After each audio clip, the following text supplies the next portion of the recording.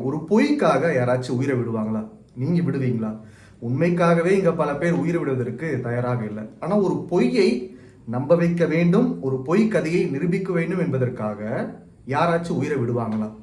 இயேசுவினுடைய சீடர்கள் அவங்க இயேசுவினுடைய இறப்புக்கு அப்புறமா பயந்து ஓடி ஒளிஞ்சுக்கிட்டு இருக்காங்க. அவருடைய உயிர்ப்புக்கு பிறகும் வெளிப்படையாக இல்லாம ரொம்ப மறைவான ஒரு வாழ்க்கையை வாழ்ந்து வந்தார்கள். எதனால அப்படின்னா, இயேசுவை சிலுவையில் அரைஞ்சிட்டாங்க.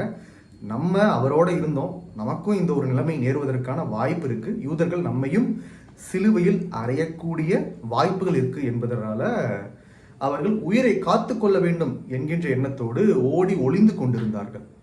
இந்த ஒரு நேரத்துல தான் ஒரு முக்கியமான மாற்றம் நிகழுது. அப்படி ஓடி ஒளிஞ்சுக்கிட்டு இருந்தவங்க பின்னாடி மரணிக்கக்கூடிய அளவிற்கு அவர்களை துன்புறுத்தினார்கள், அவர்களை ஓட ஓட விரட்டினாங்க.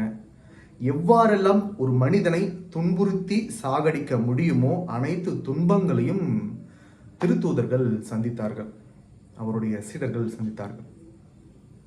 இவ்வளவு ஒரு துயரத்தையும் இவ்வளவு ஒரு கஷ்டத்தையும் அவர்கள் அனுபவிக்கணும். ஒரு பொய்க்காக யாராச்சும் உயிரை விடுவாங்களா? நீங்க விடுவீங்களா? உண்மைக்காகவே இங்க பல பேர் உயிர் விடுவதற்கு தயாராக இல்லை. ஆனா ஒரு பொய்யை நம்ப வைக்க வேண்டும், ஒரு பொய் கதையை நிரூபிக்க வேண்டும் என்பதற்காக யாராச்சும் உயிரை விடுவாங்களா?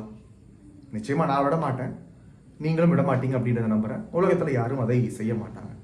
ஆனா பயந்து ஓடி ஒளிஞ்சுக்கிட்டு இருந்த திருத்தூதர்கள் உயிரை கொடுத்து இந்த நற்செய்தியை நம்ம அறிவிக்கணும், இறை வார்த்தையை அறிவிக்க வேண்டும், உலகமெல்லாம் சென்று படைப்பிற்கெல்லாம் நற்செய்தியை அறிவிக்க வேண்டும் என்பதற்காக அவருடைய உயிரையே கொடுத்தாங்க.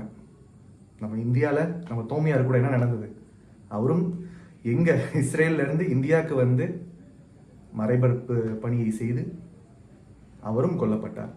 பல திருத்தூதர்கள் கொடூரமான முறையில் கொல்லப்பட்டார்கள்.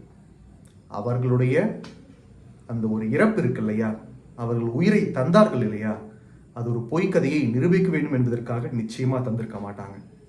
இது ஒரு கூற்றாக இருந்தாலும் அறிவியல் என்ன சொல்லுது அப்படின்னா, டாக்டர் கேரி ஹேபர்மாஸ் அப்படின்றவர் ஒரு ரிலீஜியஸ் சைக்காலஜிஸ்ட். இவர் என்ன சொல்றாரு அப்படின்னா, ஒரு மனிதன் பொய்க்காக உயிரை விடுவதோ அதற்காக பல வகையில் துன்பப்படுவதோ சிறிது காலம் இருந்தாலும் நீண்ட நெடிய நாட்களில் அது நிலைக்காது. அதுவும் இயேசுவின் கூட இருந்த அனைத்து திருத்தூதர்களுமே கொடூரமான முறையில் துன்பங்களை அனுபவித்து மரித்தார்கள், அவர்கள் கொலை செய்யப்பட்டார்கள்.